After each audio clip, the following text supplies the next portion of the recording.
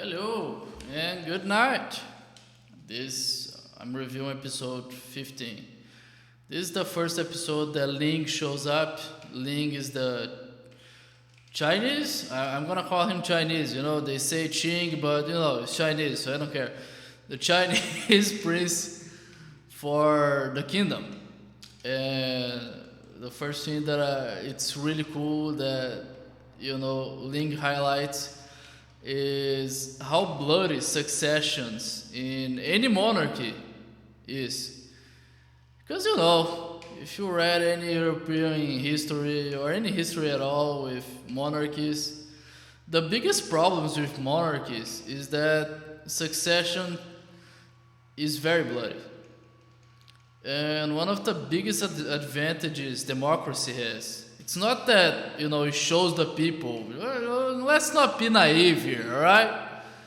But honestly, it's just that successions in power in democracies are generally less bloody than monarchies, which, if you observe, it shows. Does it mean it's always like that? No. I mean, just look at America and you kind of realize that it's not always like that. And maybe this is the end of democracy, quote unquote, as we see. Because honestly, it's an institution that it's going to go eventually anyways. And we're just going to find some other institution that the people for some reason have faith in. Because it's gonna work for 10 years, and then people just forget about everything and just, oh yeah, this is gonna work, and then 40 years later, oh man, let's make another system. Oh great, because it's not the human condition that makes these systems flawed, but it's fine. All right. That being aside, maybe this is a whole new video that I can make, but I'm making it. I'm seeing what you guys are interested in. And again, the Chinese prince just shows how monarchies are just bloody on succession. And democracy is great, right? Right? We're saving democracy, right? All right. So next, another thing that happens, and it's really cool. It's when Edward was fighting that, the Chinese assistant, whatever. And he just mocks Ling for no reason. And she gets really annoyed about it. And Edward actually exploits that weakness in her. Again, it just goes to show, try as much as you can not to show not to reveal your weakness to your opponents. And one of the ways to not reveal your weaknesses to your opponents, honestly, is just not to feel any feelings, close to people at least. And that's possible. It's not actually very challenging for men, I would say, because testosterone mutes emotions. And again, the more testosterone you have, the less feelings you have, and the more you want to compete. I mean, no wonder that the character that shows a lot of emotions and it's revealing its weakness is a woman here. And I'm just saying biological difference, but I know. I can't say it, but I don't know. If you guys want to edit it out, please do it. I don't care.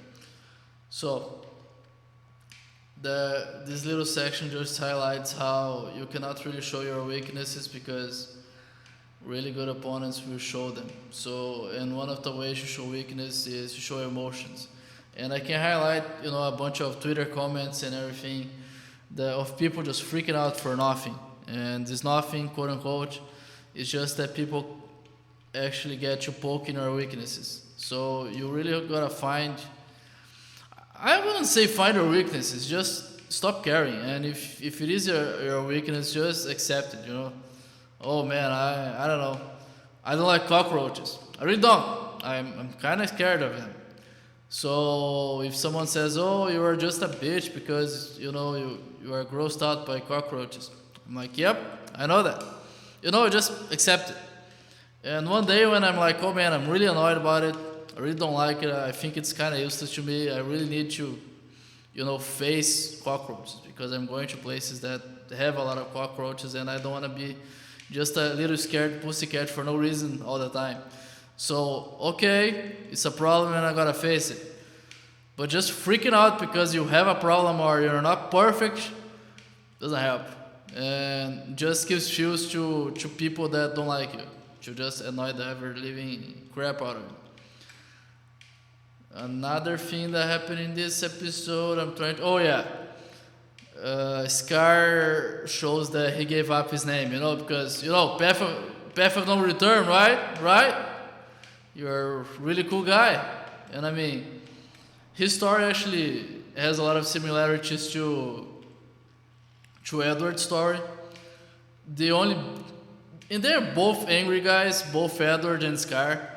The only big difference, of course, Scar's rage is to another level. Again, that's why I like the finale, because in the finale, Scar fights Raph. Ha ha ha, that's a joke, that's really cool. And he even makes that joke to himself, which I think it's cool. I think it just shows some self-awareness by the writers, and I think that's cool. Again, they know what's going on and they're just nodding to the audience because they trust the audience is gonna pick up on it. And if the audience doesn't pick up on it because it's not that smart, like me, then they just say, and I'm like, oh my god, that really happened. And then I talk in a YouTube video and I pretend to be smart. And that's what's going on. I think that's it in this episode. This episode is again very good, very dynamic. It follows episode 14 really well. I'm still waiting for the quiet episode, the episode that not a lot happens, so these episodes can be shorter. Yeah, that's it. If you guys like this content, just like it. I don't care. Do something, watch it, consume it, with your significant others, and go fuck yourselves. And see you guys next time.